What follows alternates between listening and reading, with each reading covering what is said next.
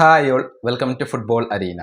ഈ വർഷം നടക്കുന്ന വേൾഡ് കപ്പ് അത് രണ്ട് ഇതിഹാസങ്ങളുടെ അവസാനത്തെ വേൾഡ് കപ്പാണ്.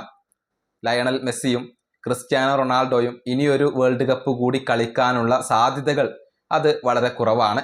അതുകൊണ്ട് തന്നെ അവസാനത്തെ വേൾഡ് കപ്പിന് വേണ്ടിയുള്ള ഒരുക്കത്തിലാണ് ഈ രണ്ട് ഇതിഹാസങ്ങളും ഉള്ളത്.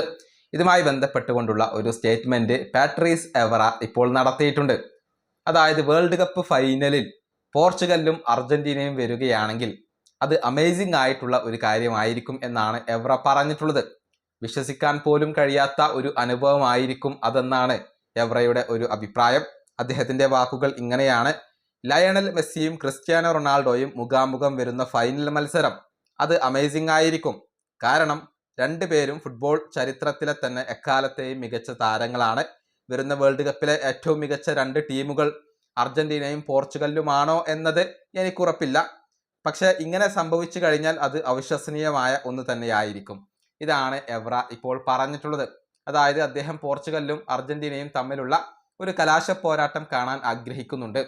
എന്നാൽ അവർക്ക് വെല്ലുവിളി സൃഷ്ടിച്ചുകൊണ്ട് മറ്റു പല കിരീട ഫേവറേറ്റുകളും അവിടെയുണ്ട് എന്ന ഒരു മുന്നറിയിപ്പ് കൂടി അദ്ദേഹം ഇവിടെ നൽകുന്നുണ്ട് എന്നുള്ളതാണ്. ഏതായാലും കരിയറിൽ ഒരു വേൾഡ് കപ്പ് നേടാൻ കഴിഞ്ഞിട്ടുള്ള താരമാണ് മെസ്സി. അതുകൊണ്ട് തന്നെ സമ്മർദ്ദങ്ങൾ ഇല്ലാതെ അദ്ദേഹത്തിന് കളിക്കാൻ കഴിയും. പക്ഷേ ക്രിസ്ത്യാനോ റൊണാൾഡോയെ സംബന്ധിച്ചിടത്തോളം അങ്ങനെയല്ല. വേൾഡ് കപ്പ് നേടാനുള്ള ഒരു അവസാനത്തെ അവസരമാണ് ഇപ്പോൾ അദ്ദേഹത്തിന് ലഭിച്ചിരിക്കുന്നത്. ഈ വീഡിയോയുടെ അവസാനിപ്പിക്കുന്നു. അടുത്തൊരു വീഡിയോ കാണാം.